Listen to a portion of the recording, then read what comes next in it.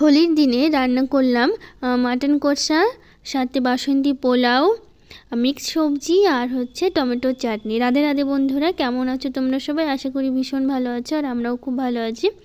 তো সকালের খাবারে করব হচ্ছে আমি যে বেগুন ভেজে নিচ্ছি, আর হচ্ছে মাটন নিয়ে এসছে বাবনের পাপা। তো মাটনের হচ্ছে আমি মাটনের তেলের যে বড়াটা হয় ওটাই আমি করব। অনেকটা তেল ছিল, তো ভাবলাম কিছুটা বড়া সকালবেলা খেয়ে নিই, কারণ এত কিছু রান্না করতে করতে দেরি হয়ে যাবে দুপুরের খাবার খেতে খেতে। আবার একটু রং খেলাও বাকি আছে, তো সেই জন্য আমি এই যে এখানে একটু তেলের যে বড়াগুলো বা পকোড়া যাই বলো, তো ওটা একটু করে নিয়েছি। আর হচ্ছে এই বেগুন ভাজা আর হচ্ছে আলু বেগুন সেদ্ধ দিয়েছিলাম, ওটাই হচ্ছে আমরা ঘি দিয়ে খেয়ে নেবো এখন। তো বাবানকে দিয়ে দিলাম, আমাদেরও খাওয়া হয়ে গেছে। তো এখনও দুপুরে রান্না শুরু করে দিয়েছি। তো সব মাংসের জন্য মাটন কষা করব, ওর জন্য মশলাগুলো আমি সব রেডি করে নিয়েছি। আর হচ্ছে সব রেডি করে নিয়ে তো এখন হচ্ছে রান্নাটা বসিয়ে দেবো, কারণ এই যে মিক্স সবজিটার জন্য আমি সব সবজিও কেটে নিয়েছি।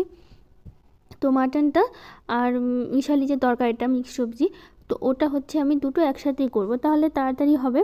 তো দুটো কড়াই বসিয়ে দিয়েছি, আর এদিকে মাটনের জন্য আমি আলুগুলো ভেজে নিচ্ছি। আলু দিয়ে করব, আর মাংসে আমার আলু না হলে কিন্তু একদমই ভালো লাগে না। আর মাংসের আলুর কিন্তু স্বাদই আলাদা, আমার ভীষণ পছন্দ মাংসের আলু।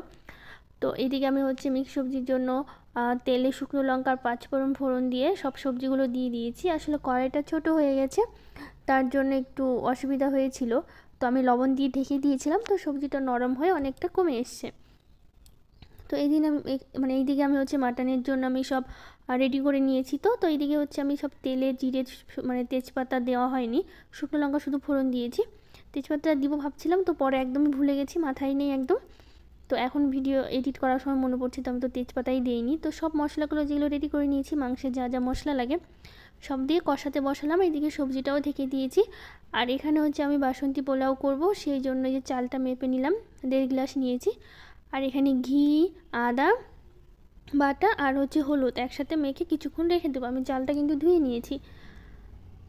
তো আদাটা আমি একবারে বেটে নিয়েছিলাম, মাংসের যখন আদাটা বাটলাম ওটা আলাদা করে আদা বেটে নিয়েছি বেশি করে, কারণ পোলাওতেও হয়ে যাবে, মাংসও হয়ে যাবে, আর এদিকে মিক্স সবজিতে হয়ে যাবে। কারণ মিশালি কোনো সবজি করলে আদা বাটা না দিলে কিন্তু একদমই ভালো লাগে না। তো এদিকে মাংসটা আমার দিয়ে দিলাম এর মধ্যে, মশলাটা তো কষানো হয়ে গেছে, তো এর মধ্যে দিয়ে দিয়েছি। এদিকে ঢেকে ঢেকে করে নেবো। আর এদিকে সবজিটা দেখো এখন একটু অনেকটাই কমে এসছে, তখন তো আরও বেশি ছিল।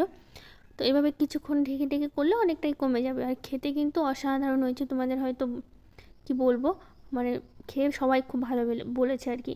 তো আজকে তো হোলির দিন অনেকের আসারই কথা ছিল। আমার ননদদের ফোন করেছিলাম, শ্বশুরবাড়ির সবাই, মায়ের বাড়ির সবাইকে, অনেককে ফোন করা হয়েছে হোলিতে আসার জন্য, কিন্তু কেউ আসতে পারেনি। সবার বাড়িতে রং খেলা নিয়ে, হোলি নিয়ে সবাই ব্যস্ত। তো তোমাদের হোলিটা কেমন কাটলো অবশ্যই আমাকে জানিও। আর আমাদের তো ভীষণ ভালো কেটেছে। কালকে তো আমরা বসন্ত উৎসবে গিয়েছিলাম, আমাদের এখানে খুব বড় করে বসন্ত উৎসব হয়। তো আমি তো যাওয়া হয়েছিল। তো বাড়িতে আজকেও একটু অল্প করে রং খেলাও হয়েছে, খুব বেশি হয়নি। তো আমি হচ্ছে মাটনটা হচ্ছে প্রেশার কুকারে করব, কারণ হচ্ছে মাটন প্রেশার কুকারে না করলে অনেক সময় সিদ্ধ হতে চায় না, আর কড়াইতে করতে গেলে অনেকটা টাইমও লাগে। তো এদিকে আমার সবজিও হয়ে গেছে, এখন চাটনিটা বসিয়ে দিয়েছি। আর মাংসটা হতে বেশি টাইম লাগবে না, কয়েকটা সিটি দিলেই হয়ে যাবে। আর বাবানের পাপা না নরম না হলে খেতে পারে না, আর বাবানও খেতে পারে না, ওদের একটু নরম হলে ভালো হয়। তো মাংসটা নামিয়ে নিয়েছি, চাটনিটা হচ্ছে, আর সবজিটা হয়ে গেছে। এদিকে পোলাওয়ের জন্য আমি সব রেডি করে নিচ্ছি।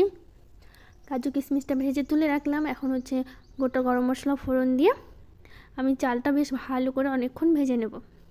তো লবণটা দেওয়া হয়নি, আর চিনিটা ওটা কিন্তু আমি একটু পরে দেব, আগে ভাজা ভাজা করে নিয়েছি। তো আমি কিন্তু লবণটা দিয়ে দিয়েছি, চিনিটা একবারে হচ্ছে জল দেওয়ার পরে আমি চিনিটা দেব।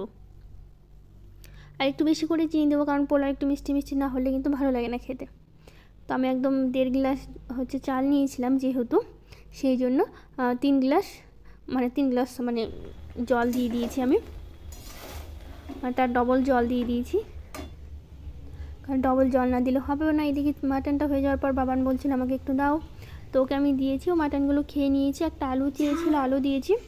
আর ঝোলের মধ্যে ডুবিয়ে ডুবিয়ে আলুগুলো খাচ্ছে, আর ওর ঝাল লাগছে বলছে, আমাকে বলছে ঝাল হয়েছে। আর ঝোলগুলো খাচ্ছে, ঝোলগুলো খেতে তো ঝাল লাগবেই। তো ওকে খাচ্ছিল, পরে আমাদের ভাতও খাওয়া হয়েছে। তো এইদিকে দেখো পোলাওটা একদম হয়ে গেছে, তো আর একটু ঢেকে রাখলে একদমই ঝরঝরে হয়ে যাবে। তো পোলাও আমার রেডি। তো এইদিকে বাবান হচ্ছে মাংসটা খেয়ে বাইরে এসে রং খেলতে। তো তো যেহেতু আমাদের বাইরে মানে খেলা হয়নি কারোর সাথে, তো আমরা বাড়িতে তিনজনের যে যাকে রং লাগানো আর কি হয়ে গেছে। তারপরে স্নান টান করে ফ্রেশ হয়ে পুজো করে ঘর বাড়ি পরিষ্কার করে যে খাবার রেডি করে নিয়েছি, এখন হচ্ছে খেতে বসবো। তো মাংসটা হওয়ার পর তো তোমাদের দেখানোই হয়নি, তো দেখো এই হচ্ছে লাস্টে নামানোর পর। তো এখন হচ্ছে খাওয়ার সময় তোমাদের দেখাচ্ছি, তখন আর মানে ভিডিওটা করা হয়নি। তো কেমন হয়েছে আজকে রান্নাবান্নাগুলো অবশ্যই আমাকে জানিও, আর সব মিলিয়ে আজকের ব্লগটা তোমাদের কেমন লাগলো অবশ্যই আমাকে জানিও। যদি ব্লগটি ভালো লেগে থাকে অবশ্যই একটা লাইক শেয়ার কমেন্ট করে দিও, আর আমার চ্যানেলটাকে সাবস্ক্রাইব করে দিও। আজকের মতো টাটা, সবাইকে হ্যাপি হোলি।